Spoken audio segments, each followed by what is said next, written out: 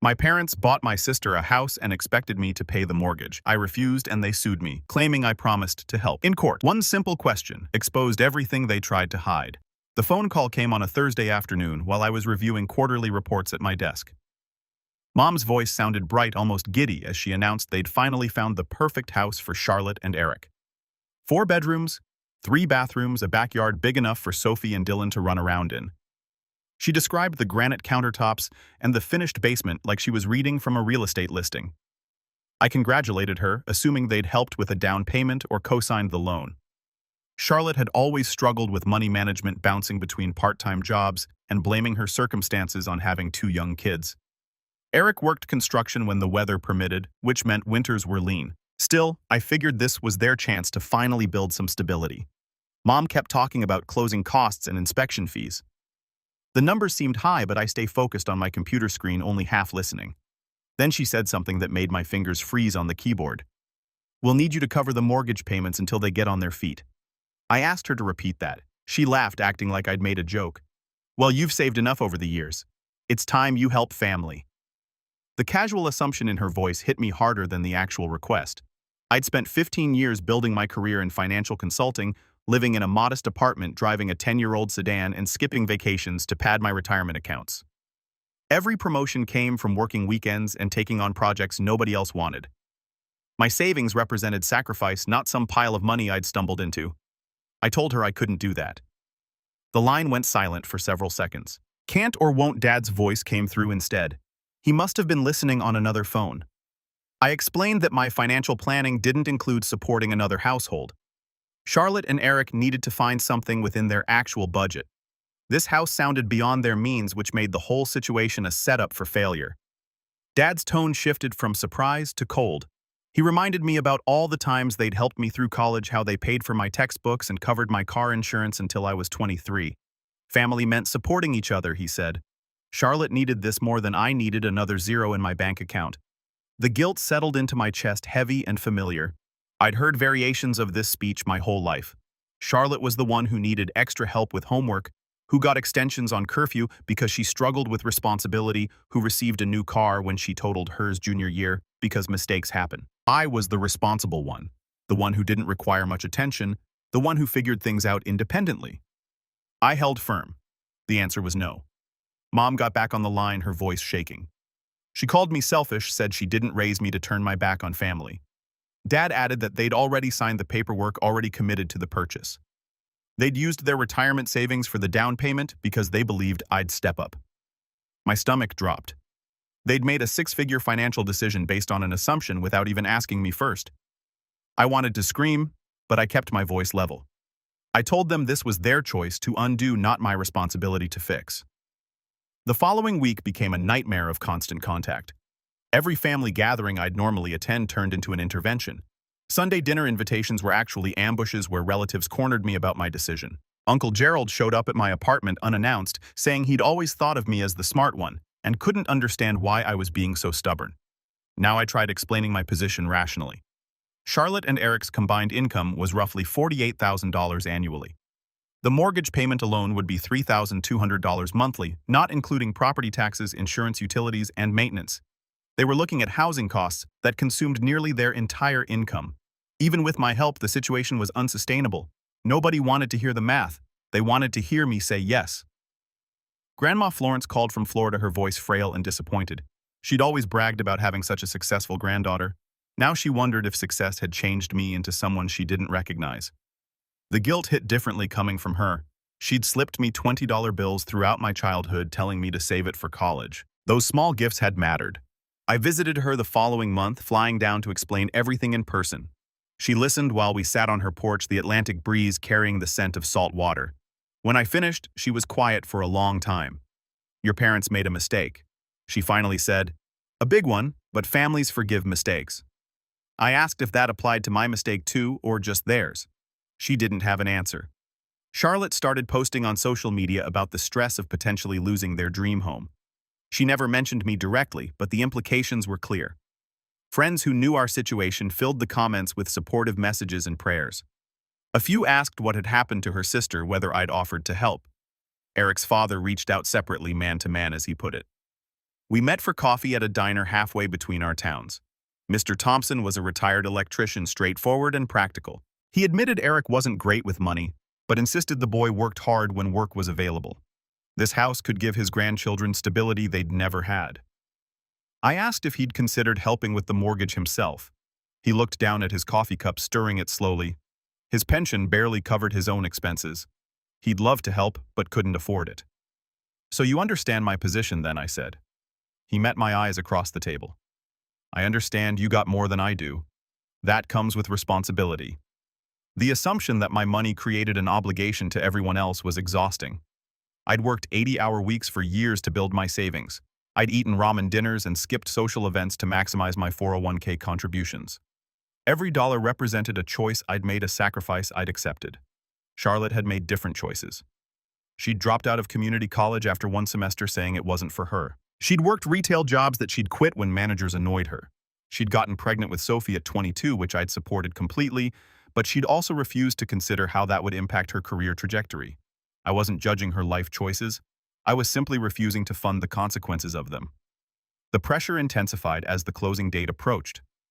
Mom sent daily texts with updates. They'd hired movers. Charlotte had picked out paint colors for the kids' rooms.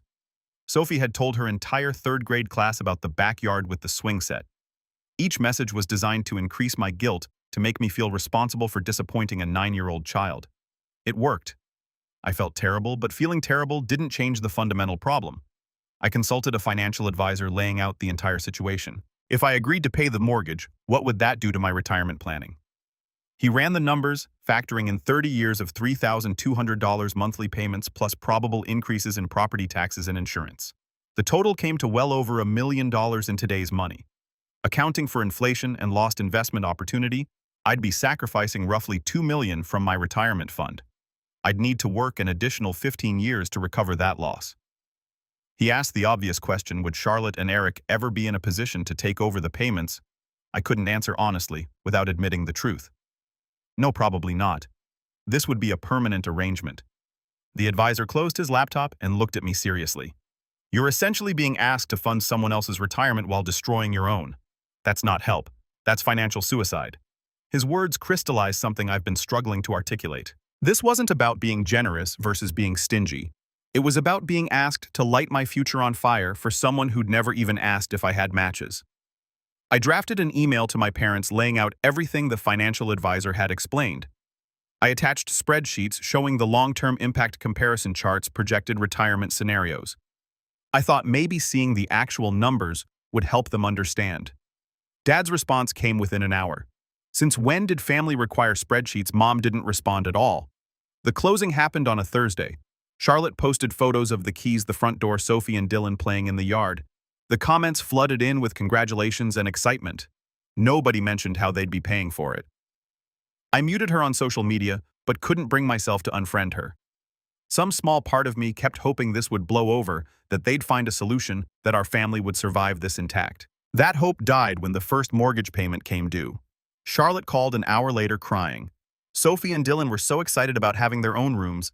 How could I ruin this for them? Eric had already told his landlord they were moving out. They had nowhere else to go. I suggested they find a rental within their budget or look for a smaller house. Charlotte sobbed harder, saying I'd always been jealous of her, always looked down on her life choices. She hung up before I could respond. The family text started that evening. Aunt Paula sent a long message about family loyalty and Christian values. Cousins I hadn't spoken to in years weighed in with their opinions.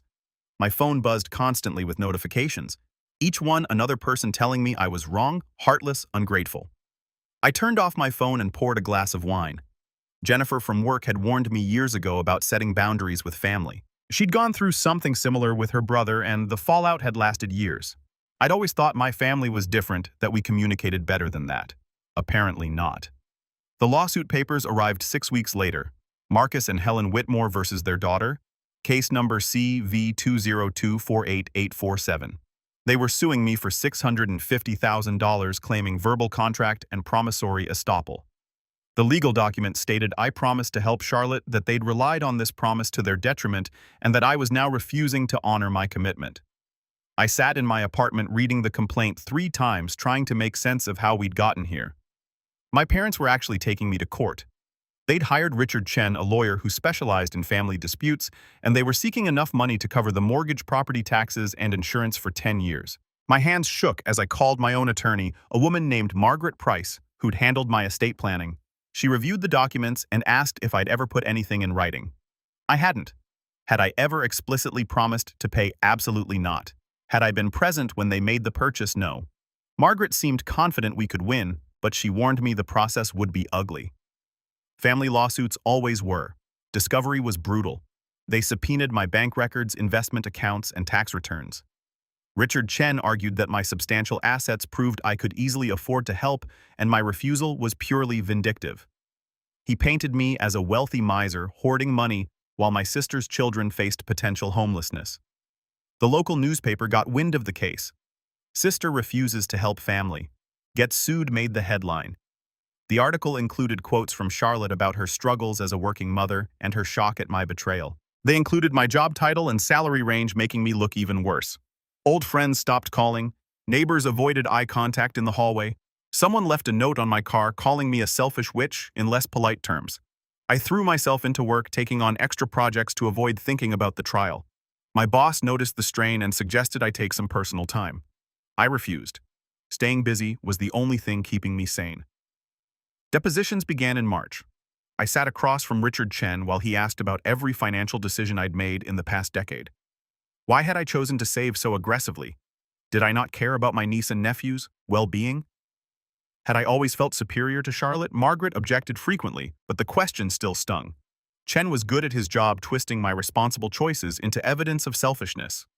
Charlotte's deposition was worse. She cried through most of it, describing how she'd struggled after Dylan was born, how Eric's income wasn't reliable, how Mom and Dad had always helped her because I never needed anything. She claimed I told her once that I'd always be there for her, which apparently constituted a binding promise in her mind. I'd said that when we were teenagers after her first boyfriend broke up with her, using it as legal evidence felt absurd and heartbreaking in equal measure. The trial date got set for September. Margaret prepared me for testimony, coaching me on staying calm and sticking to facts. The case would likely come down to credibility and contract law. Since nothing was in writing, we just needed to prove I'd never made a specific promise to pay their mortgage. Summer crawled by. I lost 12 pounds from stress and developed a persistent headache that wouldn't respond to medication. My doctor suggested therapy.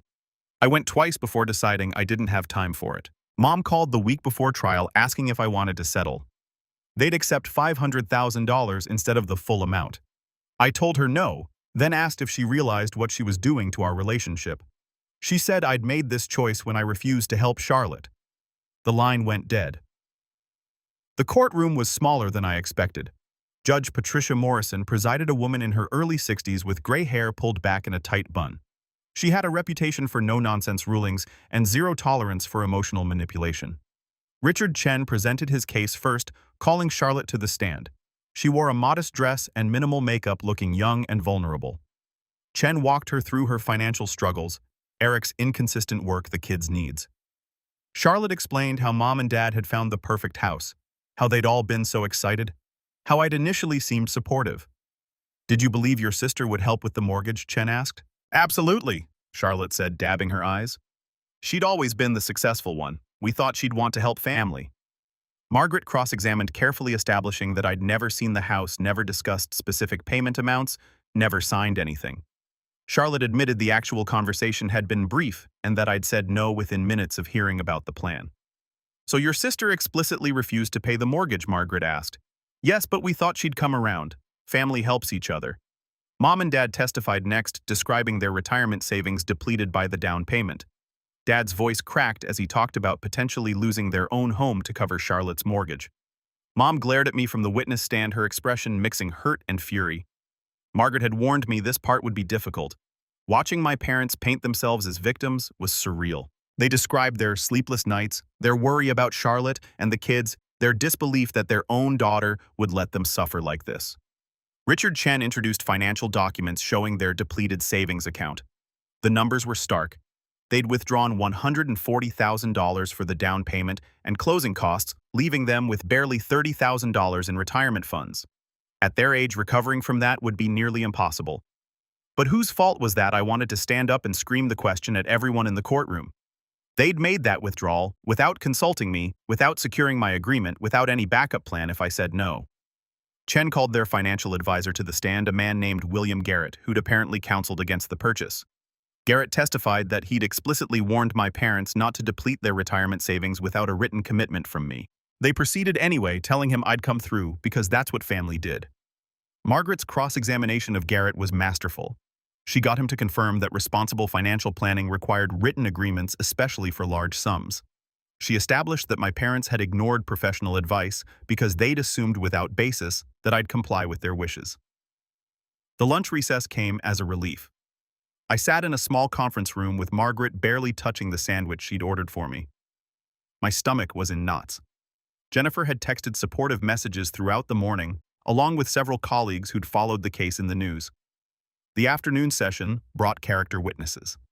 Aunt Paula testified about what a loving family we'd always been, how holidays were full of laughter, how she'd never seen siblings as close as Charlotte and me growing up. She described helping me with a school project when I was 12, how I thanked her repeatedly and told her family was everything.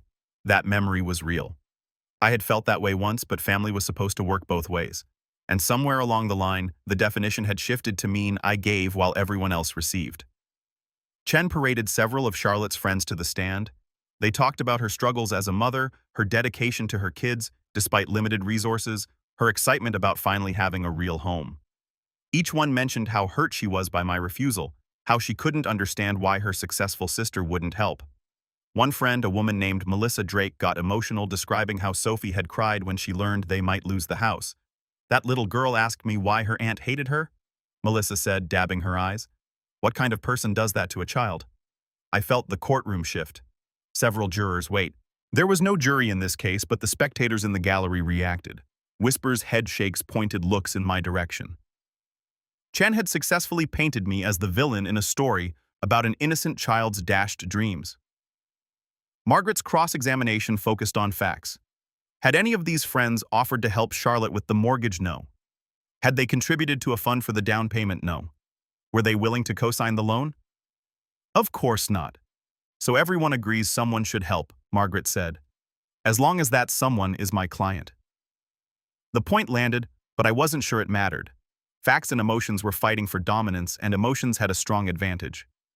Chen rested his case by late afternoon. The weight of their testimony hung in the air like smoke, making it hard to breathe. Margaret squeezed my shoulder as we packed up for the day, reminding me we had the law on our side. That night I couldn't sleep. I kept replaying Melissa's testimony about Sophie crying. My 9-year-old niece confused and hurt, thinking I hated her. The image was devastating, but giving in now wouldn't fix that. It would just teach Sophie that manipulation worked, that crying got you what you wanted regardless of reality or responsibility. Wasn't that the same lesson that had turned Charlotte into someone who couldn't manage her own finances? The next morning brought my testimony. Margaret had coached me extensively on staying calm, answering only what was asked, avoiding emotional reactions. I wore a navy suit and minimal jewelry, wanting to look professional without seeming flashy. She walked me through my career history, first establishing the work I'd put in to reach my current position. Starting as a junior analyst, working my way up through sheer determination, endless extra hours. My first apartment had been a studio with broken heating, but the rent was cheap enough to let me save aggressively. Did you inherit money from anyone? Margaret asked. No. Win the lottery? No. Receive any large gifts or windfalls? No, everything I have I earned and saved myself. She had me explain my financial philosophy, the spreadsheets I maintained, the retirement calculators I used. I'd run the numbers hundreds of times, planning for different scenarios, always trying to ensure I'd never be a burden on anyone. Did your parents ever ask you directly if you would pay this mortgage before purchasing the house? No, they didn't. When they did tell you about the purchase, what was your response? I said I couldn't do it. The conversation lasted maybe 5 minutes. I was clear and immediate in my refusal. Margaret established the timeline carefully. Phone call on Tuesday afternoon, purchase already committed. My refusal within minutes of learning about their expectation. No ambiguity, no maybe, no let me think about it. Then came Richard Chen's cross-examination, and the temperature in the room seemed to drop 10 degrees. Chen rested his case by early afternoon. Margaret called me to the stand. I walked through my career history, my financial planning, my savings strategy. Margaret established that I'd built my wealth through careful choices, not inheritance or luck. I explained that I'd never been consulted about the house purchase, never agreed to any payment plan, and had clearly refused when asked. Chen's cross-examination was aggressive. He questioned my values, my priorities, my relationship with my niece and nephew. I kept my answers short and factual, refusing to let him provoke an emotional response. "Do you love your sister?" he asked. "Yes." "Do you want her children to have a stable home?" "Of course." "Then why won't you help them?" "Because helping would mean enabling financial irresponsibility and sacrificing my own security for a decision I wasn't part of making." Chen pressed harder, but I held steady. Margaret had prepared me well. He pulled out bank statements showing my savings account balance. "You have over $400,000 in liquid savings alone." "Correct." "Yes." "And investment accounts totaling another $600,000 approximately. So you have over $1 million while your sister struggles to keep a roof over her children's heads." Margaret objected. "Relevance, Your Honor. My client's financial status doesn't create an obligation. It speaks to her ability to help." Chen countered. Judge Morrison allowed the line of questioning to continue, though she looked skeptical. Chen hammered on the disparity between my wealth and Charlotte's poverty. He brought up every luxury I purchased in the past 5 years. A new laptop, a weekend trip to Vermont, a gym membership.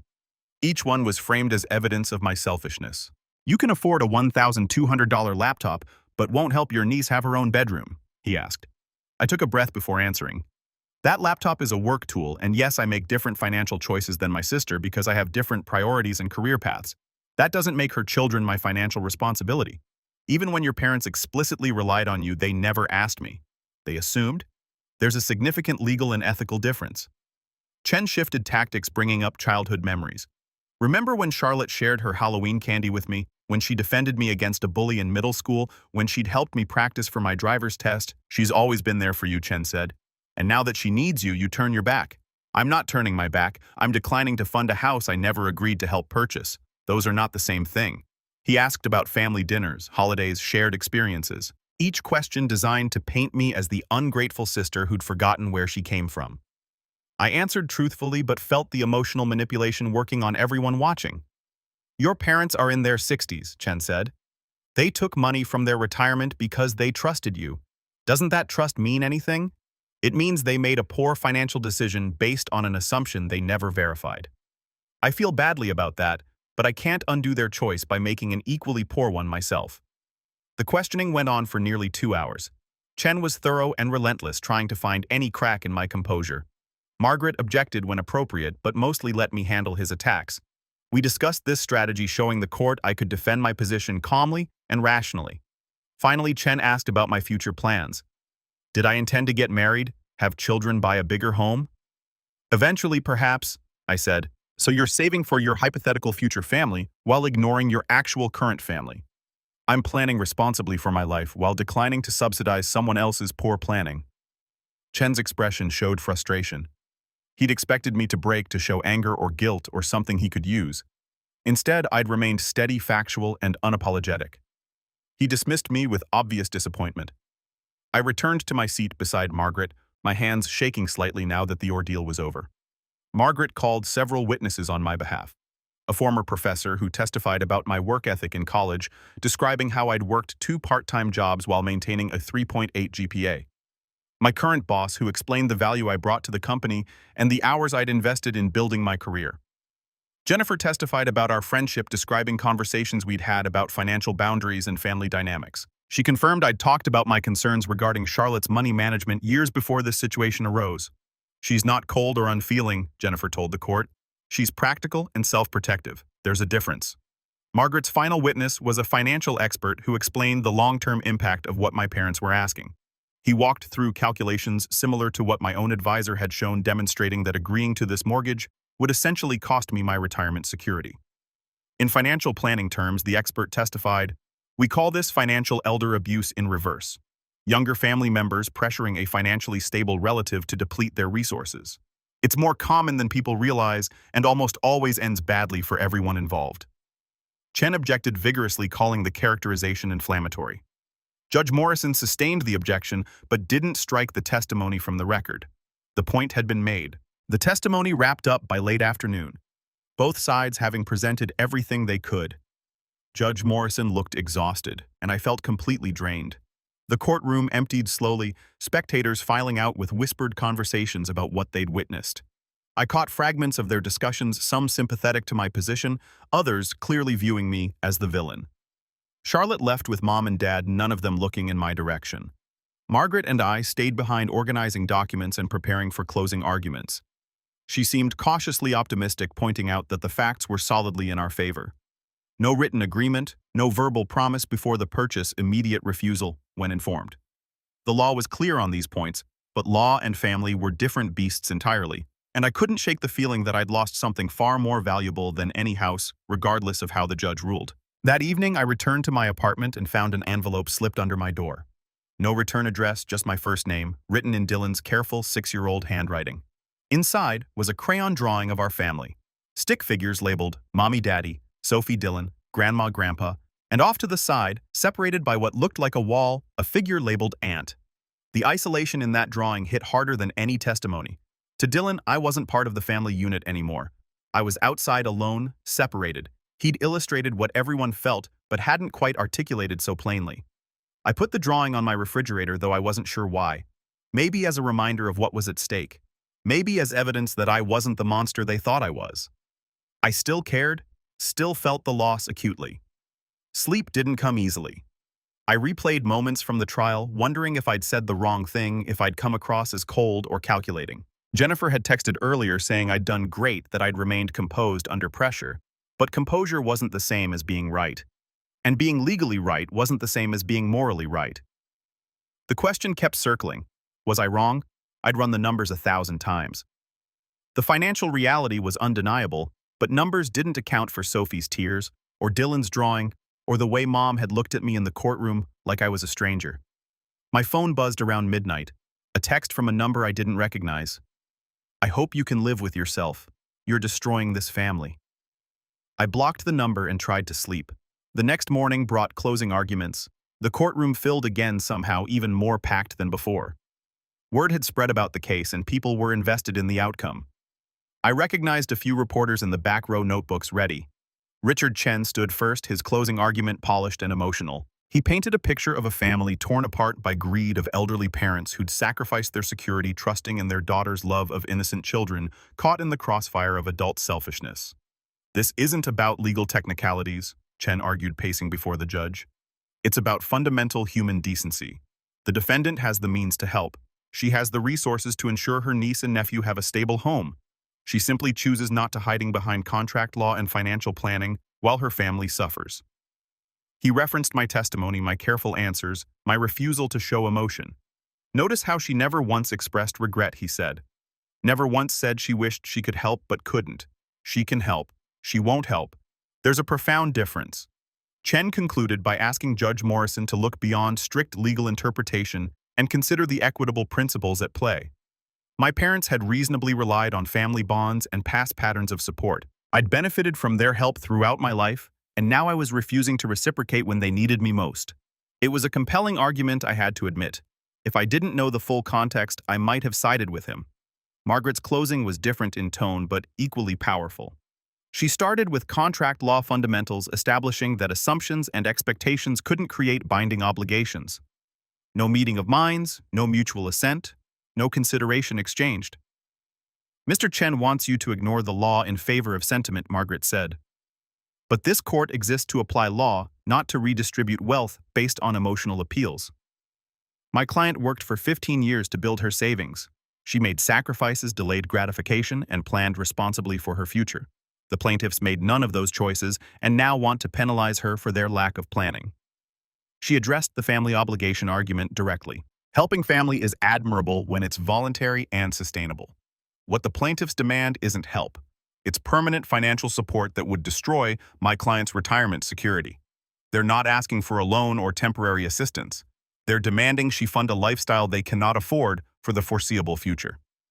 Margaret's final point was the strongest. The plaintiffs made a major financial decision without securing my client's agreement. They had every opportunity to ask beforehand to get her commitment in writing to ensure she was on board. They chose not to because they knew what her answer would be. You cannot retroactively create an obligation through poor planning and wishful thinking. She sat down and the courtroom fell silent. The testimony wrapped up by late afternoon. Judge Morrison called for closing arguments the next morning. I barely slept that night. Margaret had warned me that judges were unpredictable in family cases, especially when children were involved. We had the law on our side, but that didn't guarantee victory. The next morning, Chen delivered a passionate closing about family obligation and moral duty.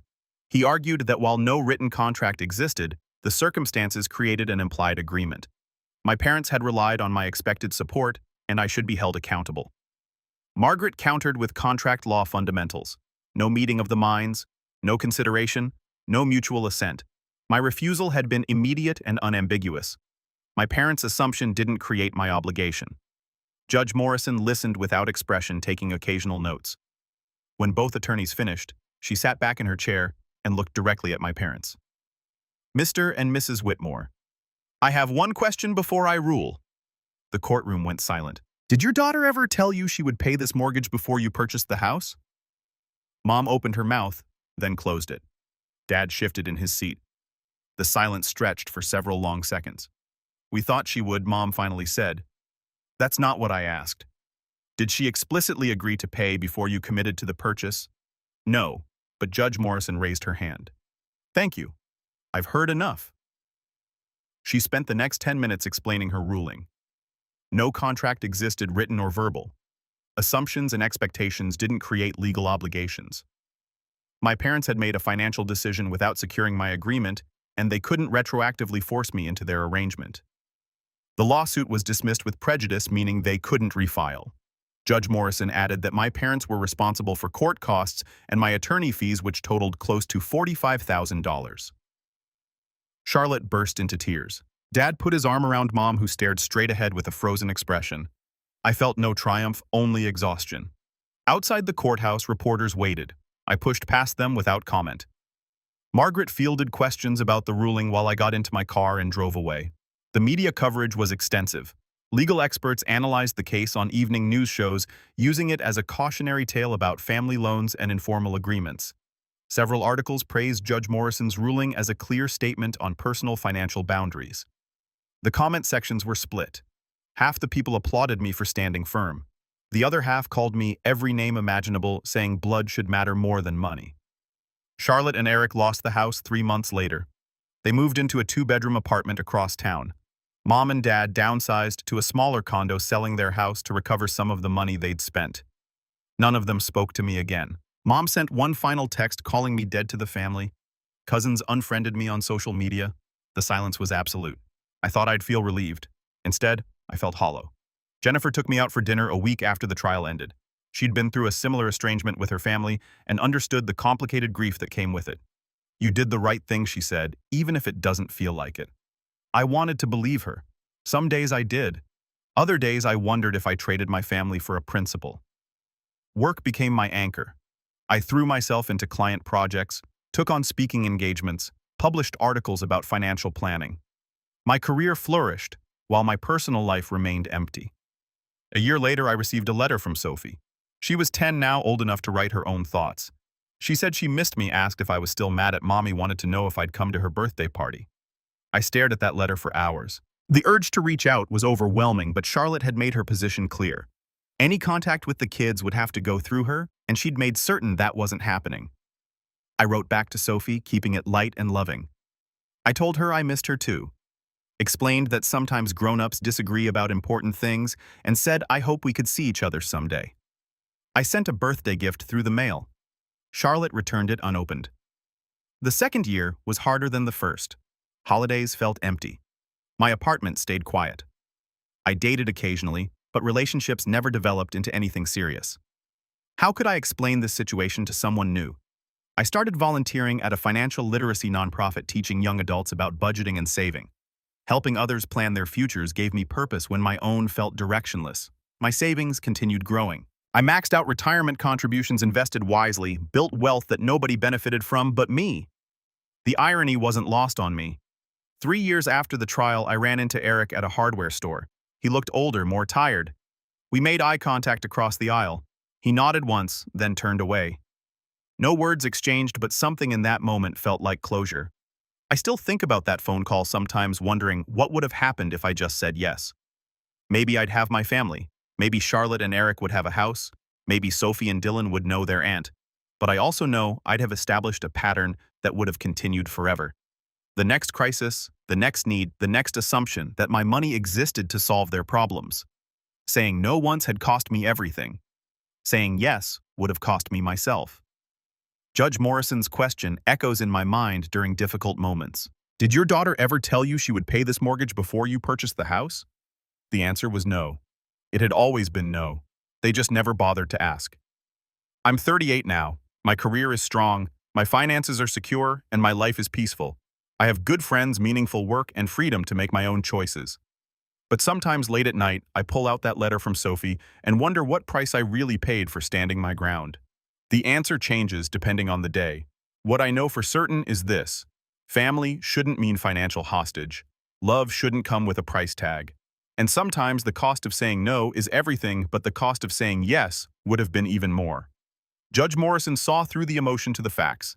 She asked the one question that mattered and waited for the honest answer. In doing so, she validated something I'd known but struggled to accept.